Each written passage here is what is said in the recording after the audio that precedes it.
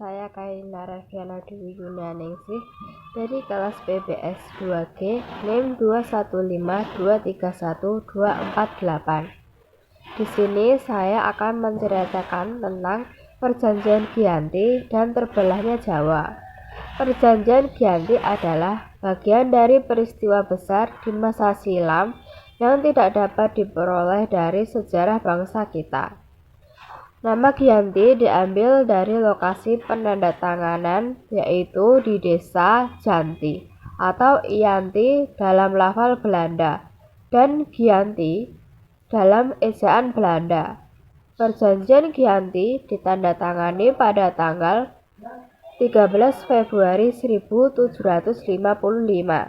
Akibatnya dari perjanjian itu, Kerajaan Mataram terbagi menjadi dua. Sejarah Perjanjian Giyanti pada dasarnya membagi kekuasaan kerajaan terbesar di Jawa menjadi dua.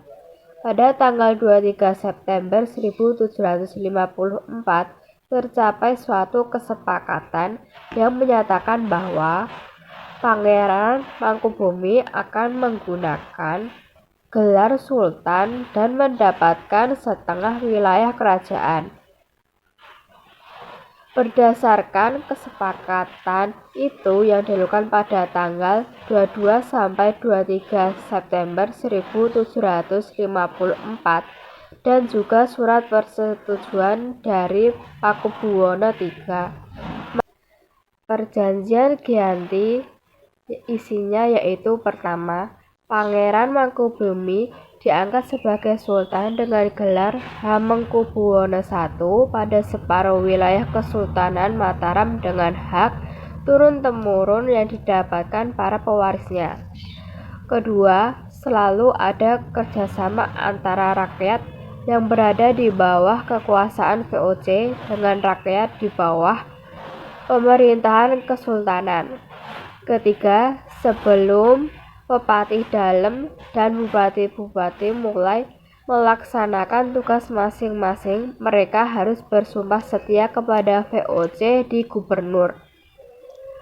Keempat, Sultan tidak dapat mengangkat atau memberhentikan Pepatih Dalem dan Bupati tanpa persetujuan VOC. Kelima, Sultan harus memberikan bantuan dan kerjasama kepada VOC dan mengampuni bupati yang memihak VOC dalam peperangan. Keenam, Sultan tidak akan menuntut hak atas Pulau Madura dan daerah pesisir yang sudah diserahkan Susuhunan Pakubuwono II kepada VOC melalui kontrak tanggal 18 Mei 1746. Ganti rugi akan diberikan VOC kepada Sri Sultan sebesar 10.000 ril setiap tahunnya. Yang ketujuh, Sultan harus siap untuk memberi bantuan kepada Pakubuwono III jika diperlukan sewaktu-waktu. Kedelapan, Sultan berhutang untuk menjual bahan makanan kepada VOC dengan harga yang sudah ditetapkan. Yang kesembilan, Sultan berhutang untuk mengikuti semua perjanjian yang telah diadakan antara Raja-Raja Mataram terdahulu dengan VOC, khususnya perjanjian di tahun 1705, 1733, 1743, 1746, dan 1749.